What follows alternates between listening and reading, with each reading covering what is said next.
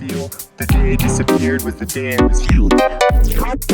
YOLO, Composing Gloves here, and today we're going to talk about concert pitch. It's a great idea. If you're in band, you might be disagreeing right now, and it's a source of much confusion, both to theorists who don't understand why it exists, and to especially new musicians who don't know why it exists. I didn't know why it existed, and a lot of people also have the incorrect assumption of why it exists. It does not exist to deal with range and ledger line problems. That's not why it exists. If that was true, we could just redefine stuff. There's another reason. So let's talk about what concert pitch is. Concert pitch is the note. If I were to hit a C on the piano, it's the note you would have to play to sound like that same note, C. And if you don't know what concert pitch is, you might be thinking, well, if you played a C on the piano, wouldn't the note you have to play on your instrument also be a C? And that's where it's surprisingly, no, that's not true. So let's really quick run through an example. So if I go, let's say I've got a flute player, a clarinet player, and a saxophone player in front of me, and I play a C on the piano, and then I go over to the flute player's music, and I write a C in on their music. So I write the note C. It would look, just like that. There's a C. It's a low C, very low C for the flute, but I write it there. I say, okay, flute player, I want you to play a C, and I will play a C on the piano. And we both play C, and it sounds like the same note. So we'd say the flute is in C. If I said, play D, it would sound like a D on the piano. Play E, it would sound like an E on the piano. They'd be the same. Now I go to the clarinet player, and I also write in a C, which I'm not going to quite yet because I don't want you to hear what it sounds like yet. So I put a C, right there. It looks like that. And then, so I go over to the piano, and I play a C.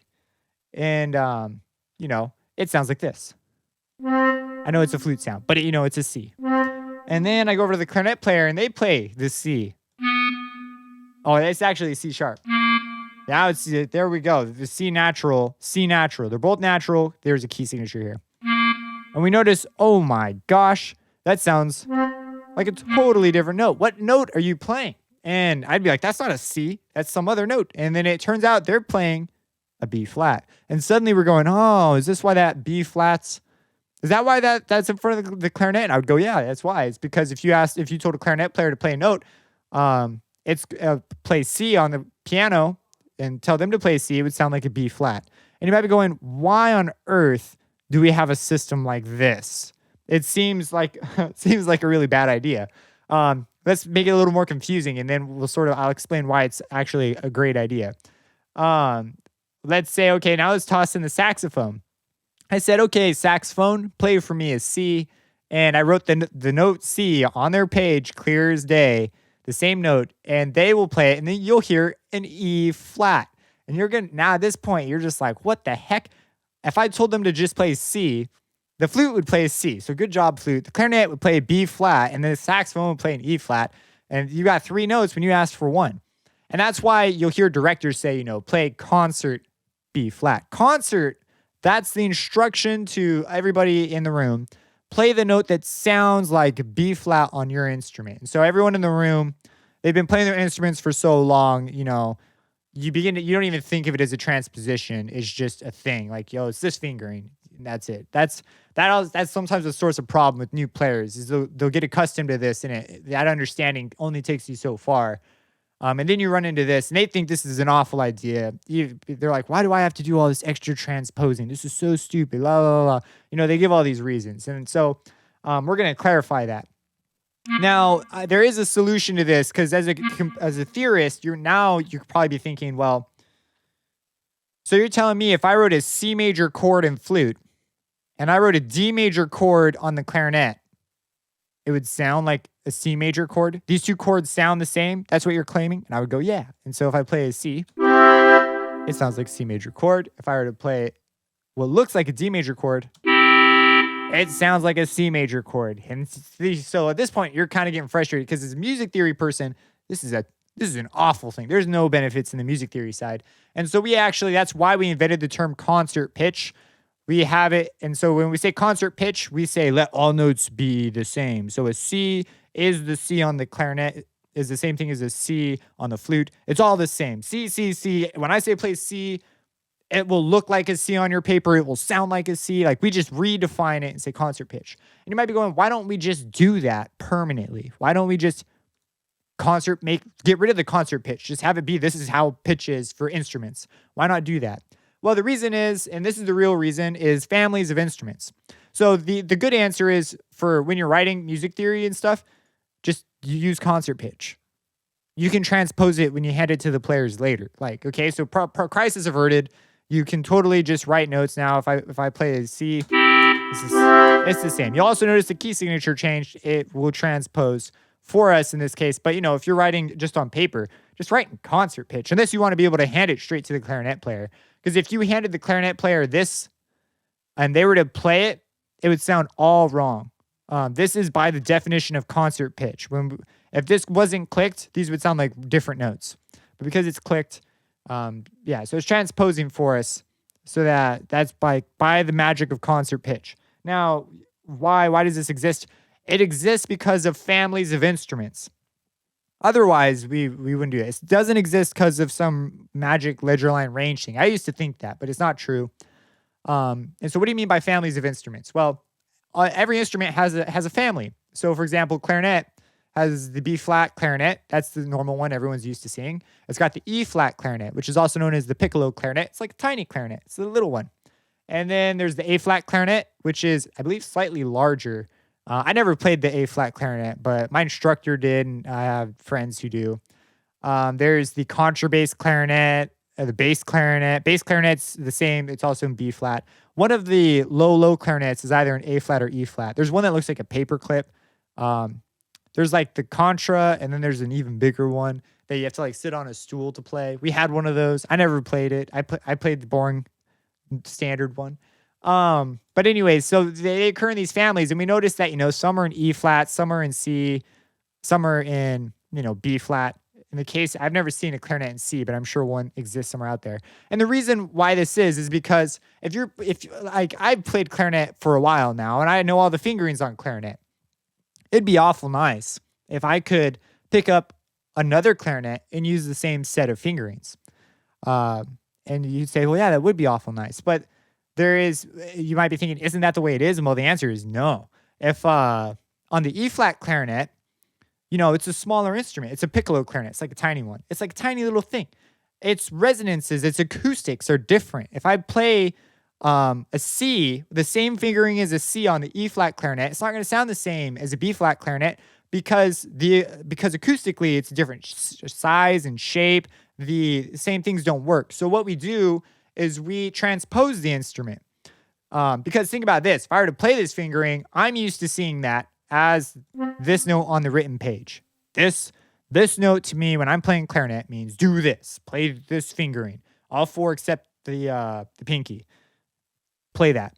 And that's what I think. And so if suddenly this changed meaning, like if I'm playing a song, it's common for musicians who play multiple instruments, to pick up a different instrument of the same family. So let's say there's a part of the song that calls for the E flat clarinet, and it only exists in that one part. So I'm going to switch instruments during that part of the song and then switch back for the rest of the song. So I'm playing along and then I pick up the E flat clarinet, and suddenly this were to change meaning, I would that would be like a horrible headache. It would just be awful. Because if I played one more than the other, there'd be this horrible cross conflict. I mean, we could probably deal with it, but it'd just be terrible. So the result is we transpose. And this way, I don't have to think at all. This notation would still mean a C on the E flat clarinet. We just redefine how we tuned it. So now we say one's in E flat, one's in B flat, and we move on with our lives. And so that's the real reason why it exists, is so that we can go from instrument group to instrument group. I mean, not instrument group, from instrument within a family to another one in that same family and use the same fingering. And it's really easy. So if you play an instrument, that should make perfect sense to you. If you don't, and you don't understand what I'm talking about with all this fingerings and mumbo jumbo, learn an instrument, and then you'll learn a tuned instrument will make a lot more sense. So let's go ahead. There's a couple other things we should talk about that, but that's the main beef of it. That's why they exist. And we just use concert to tell everyone, play the same note that sounds like the note I want. And by playing that instrument, it's assumed that you know what key your instrument's in and how to transpose that instrument. So, for example, if I wanted to like, I play clarinet. So if they said like play concert A, I would think, well, okay, A. Now I notice B flat. This is the formula. I say, well, I'm tuned to B flat. That's a whole step lower than C. So that means that whatever note they say, I've got to transpose it.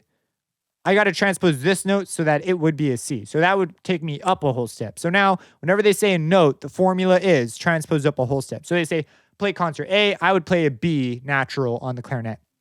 They said play G, I would play an A natural on the clarinet, or G natural. I don't know why I'm including naturals. And then like if I played saxophone, well, that was an E flat, right? And they said, play B flat. Well, I think, well, okay, I'm playing an E flat, so I have to tune up sixth in order to get there. And you could think of it as like C and then a minor third up, but it's in reality, I believe it goes down. I don't like have all these things memorized. But anyways, I believe you would play a G. You transpose it up because a sixth from G would be, well, if you said play B flat, a minor third down would be a G.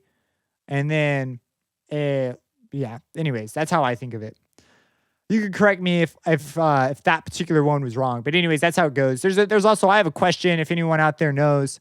I've always kind of wondered about like French horn. French horn is in F. But like, does it share, like, is there a common instrument swap that makes that more practical? Like, is it the same as like, I know trumpets in B flat. Do they share like fingerings or something? Like, well, that doesn't make sense, but I don't know. If you get my picture, I don't understand the French horn thing. There's not like a French horn family. Is there like a more general brass family? Because I've never played brass instruments. I picked up trumpet for a bit, but not enough to pick up any, like barely. I learned a couple scales. That was it. So if you know the answer to that one, that's something I would like to know. Okay, so that's the reason why instrument families. And the answer is, just work with the concert pitch and make sure you hand the transposed parts to the instrumentalist or they're going to just play wrong notes. And then I also want to include this too. There was a 3 here. We should probably just make this 3. It was the range bit, but the range bit is just false. So once I learned that, I was like, oh, I'm taking that out. History. Some of these things maybe it was a historical thing. History causes weird things. So I always include history in here, but I don't like it because it doesn't really shed any light on the subject. Whereas, number 3 was in reality the answer. One other sort of side note, instruments that sound an octave lower. So let's say you're playing like on clarinet, if I were to C and then I wrote that same C for like the bass clarinet, it'd sound lower than the regular clarinet. And so we would also call those transposing instruments, even though, so if I was like playing, let's say you had a bass and you told the bass to play a C and you hit the C on the piano, the bass would sound an octave lower for the same given C on the page. And we would also consider those transposing, even though they have the same note. And that's just because technically you have to move it. So it is technically a transposition, even though it's not one that would like really mess with us too bad. I mean, it would mess with your voicings for sure. Like it would screw your voicings up, but that's the thing. So I believe that's everything I wanted to talk about in here. So that's the reason why. If you have any questions, let me know. Subscribe. I did a lot of, digging off the top of my head. So if I got a transposition screwy or went the wrong direction in one of these, feel free to let me know. And have a blessed day. Walking down the street with the black concrete, I was lowering my shades in the middle of the night. I felt like I was here, like I could steer, but then the jungle came into my sight. Colors fell and shapes appeared. I saw what it meant to disappear. What I thought was you was me. We all felt it.